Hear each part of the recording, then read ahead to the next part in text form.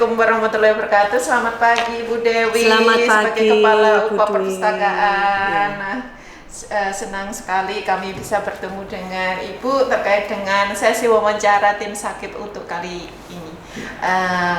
Kami ingin menggali informasi terkait dengan progres capaian kinerja di tahun 2026 terutama di TW1 dan tidak lanjut sepanjang tahun 2026 seperti itu. Karena merupakan salah satu bagian dari Sakib penilaian di kementerian seperti itu.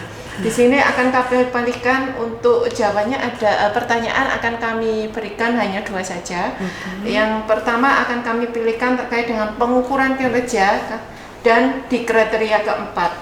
Yang ingin kami ketahui seberapa jauh dari UPA Perpustakaan melakukan rapat pemantauan kinerja dengan level di bawah saudara dengan ikut terbaru sesuai dengan Kepmen nomor 358/M/Cap/2025. Ya, oke. Ya, baik. Terkait dengan capaian kita di Psikoja tersebut, alhamdulillah kita menunjukkan progres yang signifikan meskipun di beberapa kegiatan kita juga banyak libur ya, karena perpustakaan mendukung bidang akademik. Dan seperti yang diketahui terkait dengan beberapa hal, yang keempat itu apa? Keempat soalnya. Kan tadi kan evaluasi. Enggak, yang keempat tadi kan Psikoja keempat maksudnya. Iya. Apa itu? Yang dari Psikoja begini, maksud kami ini saya hanya ingin menggali informasi bagaimana Ibu dalam pemantauan kinerja dengan level di bawahnya. Jadi pegawai dalam memenuhi target kontrak kinerja yang sudah ditandatangani. Oh, bukan minta kerja nomor 4 itu? Bukan ya? Oh, ya udah, oke. Ya. Seperti apa itu? Oke, baik. Terkait dengan capaian di setiap Psikoja itu, kami sudah memberikan beberapa penggolongan ya, dalam artian pembagian dari beberapa tim kita itu kita tempatkan sebagai PIC ya, seperti itu. Contohnya yang bisa disampaikan kaitan dengan Psikoja ya, misalnya seberapa banyak mahasiswa yang mengakses bahan resources, bahan pustaka yang kami sediakan. Nah, di situ kita sudah membuat PIC, misalnya PIC Library Class, dan kemudian PIC Library Class tersebut yang kemudian aktif berkoordinasi dengan fakultas, karena kita adalah UPA unit penunjang akademik, sehingga otomatis kita bekerja sama dengan bidang akademik ya. Di sini adalah Wadek 1. Dalam pelaksanaan library class tersebut, misalnya masing-masing fakultas akan mengajukan mahasiswa yang akan ikut library class, karena library class adalah salah satu syarat yang wajib ditempuh oleh mahasiswa untuk dapat menyelesaikan yudisium mereka. Seperti itu. Nah, seperti misalnya contohnya pada pagi hari ini kita sedang menyelenggarakan library class di Fakultas Kedokteran lantai 9.